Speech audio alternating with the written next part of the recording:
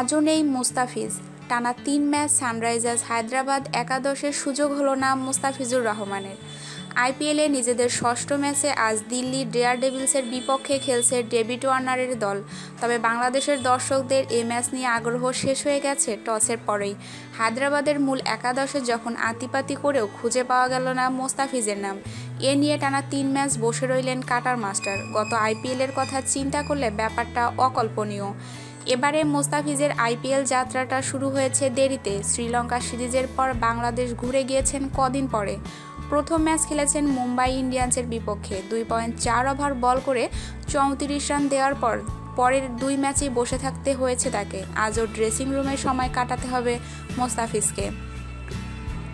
আমাদের চ্যানেলটিকে ভালো লাগলে অবশ্যই আপনার বন্ধুদের সাথে শেয়ার করুন এবং ক্রিকেটের নিত্য নতুন নিউজ পেতে আমাদের চ্যানেলটিকে সাবস্ক্রাইব করুন। ধন্যবাদ সবাইকে।